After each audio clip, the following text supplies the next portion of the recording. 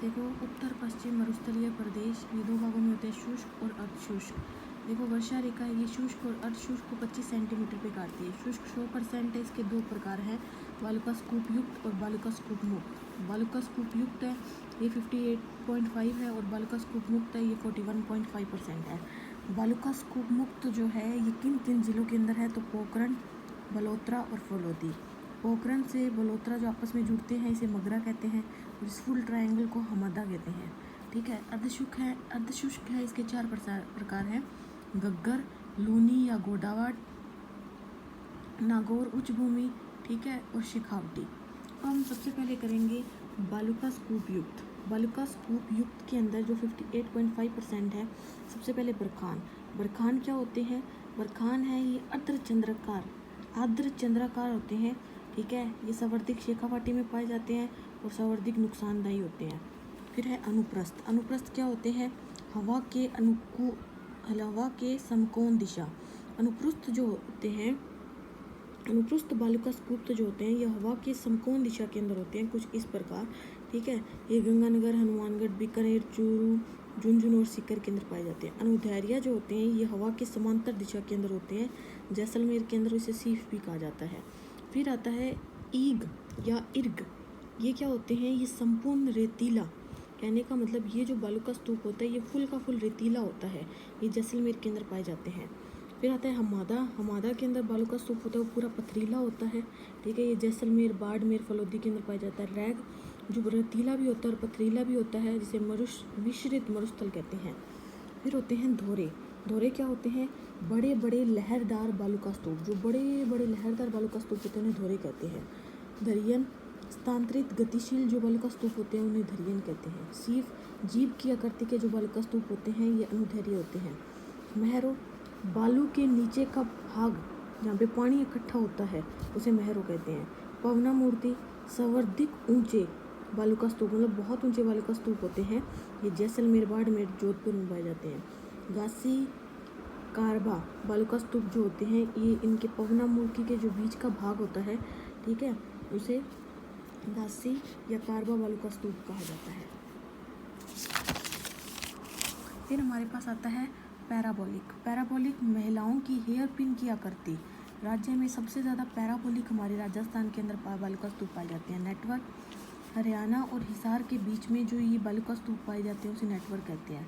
अवरोधी देखो ये झाड़ियाँ हैं, ठीक है, यहाँ से बालुकास स्तूप आए, झाड़ी के पास अवरोध से बने बालुकास स्तूप अवरोधी कहलाते हैं। तारा बालुका जो स्टार की शेप में होते हैं, मोहनगढ़, पोखरण, सूरतगढ़, तारा भांति टीले जो होते हैं ये हमादा के चारों ओर पाए जाते हैं। सफ़र का पीस देखो ये जैसे झाड़ियाँ हैं, झाड़ियों के ऊपर जो बालुकास स्तूप बनते हैं उसे सफ़र का पीस कहते हैं। गिरिपथ पर्वत और मरुस्थल के बीच में जो बालुकास स्तूप होते हैं उसे गिरिपथ कहते हैं। सेलबर्ग ये पानी है, पानी के बीच में चट्टान है, वो जो बालुकास स्तूप होते हैं उसे सेलबर्ग कहते हैं। लिटिन रन देखो ये राजस्थान है, राजस्थान के पास जो थोड़ा सा बालुकास स्तूप होता है उसे कच्छ का रन कहते हैं। लघु मेरू कच्छ के रन से बीकानेर तक जो बालुकास स्तूप है उसे लघु मेरू कहते हैं। महान अंतर्राष्ट्रीय सीमा पर जो क्या नाम लेते हैं बालुकास स्तूप होता है, वो अंतर्राष्ट्रीय सीमा पर जो होता है उसे महान कहते हैं। फिर हमारे पास आता है बालुकास स्तूप मरुस्थलीय प्रदेश। रेगिस्तान मार्च क्या होता है, रेगिस्तान का आगे की ओर खिसकना। मार्च से जुलाई रेगिस्तान मार्च चलता है। नाचना गाँव जैसलमेर में है और यहाँ पे संवर्धिक रेगिस्तान मार्च होता है। जोधपुर यहाँ पे सभी प्रकार के बालुकास स्तूप पाए जाते हैं। बाब बोल्डर फलोदी के अंदर है। फिर आता है सम गाँव, यहाँ पे कम वर्षा होती है और पूर्णतः वनस्पति रहित होते हैं। आकल गाँव जैसलमेर के अंदर है, यहाँ पे 18 करोड़ वर्ष पुराने आकल वुड फॉसिल पार्क पाए जाते हैं, जिसे जीविसम पार्क भी कहते हैं। चंदन नलकूप जैसलमेर के अंदर है, इसे थार का गढ़ा कहते हैं। बाटूड़ा का कुआं बालोत्रा के अंदर है, जिसे को ब से बाटूड़ा और ब से बालोत्रा, और बालोत्रा इसे रेगिस्तान का जल महल भी कहते हैं। पीवना वैशाल सरपैक।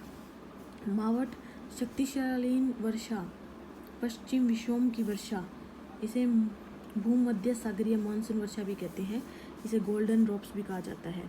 नलकिस्तान मेरुस्थल में हरा भरा क्षेत्र, जिसे हर जगह मिट्टी है, ठीक है, और आपको अचानक से एक हरा भरा क्षेत्र दिख जाए तो उसे नलकिस्तान कहते हैं। इसे चंदन, नलकुल, कोलाई झील इसके एग्जाम्पल हैं। भूभुय्याला भूभल्या भूभल्या क्या होती है? तेज हवा और मिट्टी से बने जो चक्रवात होते हैं उन्हें भूभल्या कहते हैं। मगरा पोखरण से बालोतरा तक का भाग, इसे अविशिष्ट क्षेत्र भी कहते हैं। अगोरा मरुस्थल के घरों के अंदर बरसात के पानी के लिए बनाए गए टांके अगोरा कहलाते हैं।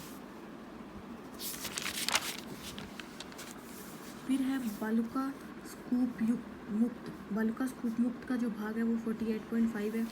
खंडीन क्या होते हैं? अस्थायी झील, पश्चिम राजस्थान के अंदर पाई जाती है, जैसे जैसलमेर, निर्माण, पाली ब्राह्मणों ने कराया था। बैरी क्या होते हैं? जैसे अस्थायी झील का जो पानी है जब इधर उधर जाने लगता है तो उसे बैरी कहते हैं। रनटाट क्या होता है? ये बालुका स्तूप है और इनसे जो अस्थायी झील बन जाती है उसे रनटाट कहते हैं। डाढ़ क्या होता है? अस्थायी लावण्य झीलों को। ढोल क्या होता है? लंबाई में बने जो बालुका स्तूप होती है। नरेखा क्या होता है? ये झाड़ियाँ हैं, यहाँ पे बालुका स्तूप है, यहाँ से एक पर्सन देख रहा है तो उसे नरेखा कहते हैं। उर्मिका क्या होते हैं? हरदार बालुका स्तूप को उर्मिका कहते हैं। तत्ती क्या होती है? बालुका स्तूप के नीचे जो पक्की मिट्टी होती है उसे तत्ती कहते हैं। बालसन क्या होता है? पर्वत और चट्टानों के बीच में जो झील बनती है। और प्याला क्या होता है? बालुका स्तूप और बालुका स्तूप के बीच में जो झील बनती है उसे प्याला कहते हैं। अब आते हैं most important question. Most important question है, देखो, लाठी सीरीज क्षेत्र। लाठी सीरीज क्षेत्र है, ये कैसे बना? लाठी सीरीज क्षेत्र है, ये मोहनगढ़ जैसलमेर से लेकर पोखरण जैसलमेर तक है। इसकी लंबाई 80 किलोमीटर है और चौड़ाई 60 किलोमीटर है। ठीक है। यहाँ पे भूगर्भिक खजीन पट्टी पाई जाती है, भूगर्भिक जल पट्टी पाई जाती है, सेवन घास पट्टी पाई जाती है जिसमें लक्ष्मी घास और दुधारू पशु मतलब खाते हैं। ठीक है, इसे लीलोन घास भी कहा जाता है। लाठी सीरीज क्षेत्र है, ये इंदिरा गांधी नहर जो परियोजना उसके अंदर आती है।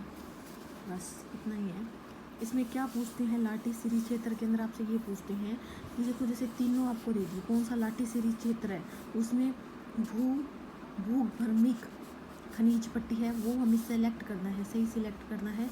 क्यों? क्योंकि जब ये खनिज थे तब वहाँ पे जल आया और जल से फिर घास उगी। फिर आते हैं परंपरागत जल संरक्षण की विधियाँ। कितनी परंपरागत जल संरक्षण की विधियाँ हैं? 6 है। नाड़ी, टोबा, खंडीन, बावड़ी, टांका और कुएं। ठीक है। नाड़ी क्या होता है? जैसे कोई कुआं है उसके अंदर पानी इकट्ठा करना नाड़ी कहलाता है। टोबा, जब ये जो कुएं का निचला हिस्सा होता है उसे टोबा कहते हैं। खंडीन, कोई अस्थायी झील को खंडीन कहा जाता है। बावड़ी, जब एक कुएं के अंदर ऐसे गोल गोल गोल गोल पेड़ियाँ होती है उसे बावड़ी कहा जाता है। टांका, कोई मतलब पानी है, जैसे बरसात के अंदर सभी अपनी छतों को साफ़ कर लेते हैं, क्यों? ताकि जो पानी है उसको इकट्ठा किया जा सके, टांका कहते हैं। और वो जो पानी होता है वो उनके लिए वो कुएं बनाई जाती है। इसके अलावा झील है, झीलों की नगरी उदयपुर है, तालाब की नगरी भीलवाड़ा है और कुएं की नगरी जयपुर है। Thank you guys. सब्सक्राइब